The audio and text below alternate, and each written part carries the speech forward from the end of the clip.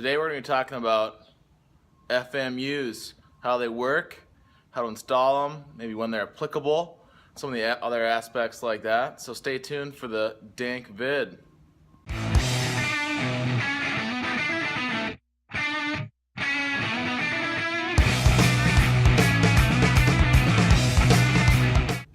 Alright, so right here I got a Vortec unit I picked up used on Craigslist. They're usually kind of expensive units. This one's about $65 shipped. You can see it's basically just a big disc. Right here it's got the vacuum port, and there's all these Allen bolts, and there's two fuel in and out lines here. So I'll be talking about how this works. I'm going to crack it open. Alright, so on this Vortec unit I use a 4mm Allen to undo all these. They should not be very tight, so don't tighten them very tight. Just like a little bit past when it starts to get snug. Otherwise, I think it's an aluminum housing, and this diaphragm in here, all it needs to do is just be sealed.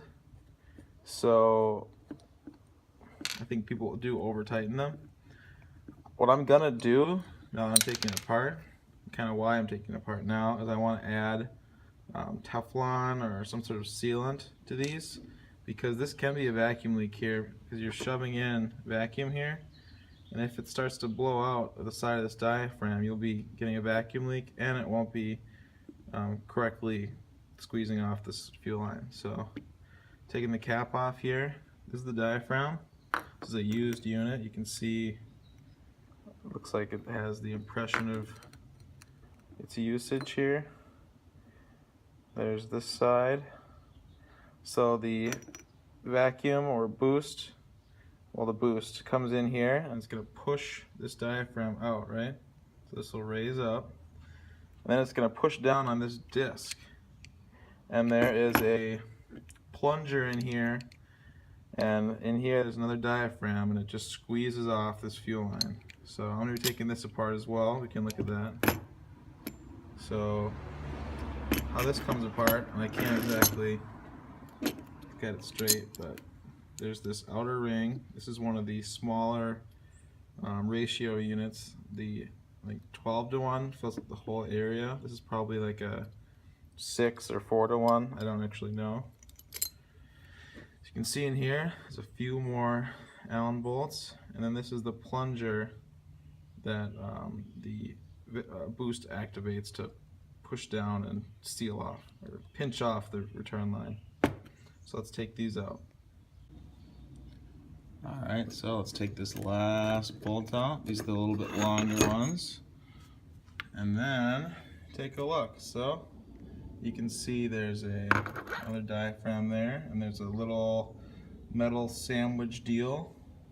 Right here you can see there's a O-ring, and this is where the fuel lines go into. So you can see here, this is coming out of your return line, coming out of the rail after the stock regulator. You leave your stock regulator, and then you can see it comes up right here. So then the diaphragm is going to be pushing down on this, and then some fuel is going into here. Can't really see in there, but then it's going to come back out of this one, and then it'll go back to your tank. I just did this little funky brass connectors here, male to male into this cast elbow. It's kind of funny, but it didn't leak. I've had this installed on my non-boosted car for a long time. I'm coming back to it because I didn't Teflon all these, but it didn't leak. So maybe you could do something like that. Go to your local hardware store and just kind of piece something together. But yeah, that's how it works. These are all the components. This will slide out. You don't want to have any dirt on that. It's very sensitive to that. If it gets seized in there, it won't work. Alright, so one thing to note when putting this back together is when you get this outer ring, if you have one of the smaller ratio units, you're going to see a hole right here. So there's a little slot in this in this ring. And you're going to want to have that pointed somewhere pretty close to that hole, so that, like that right there, so that you can more easily escape there. So that's just one thing to note. I'm going to be putting this back together, and then I'm going to be heading out to the hardware store because I want to remake the bracket to mount it into the car. So just going to slap this diaphragm on top, and then gonna Teflon these bolts and put it back together.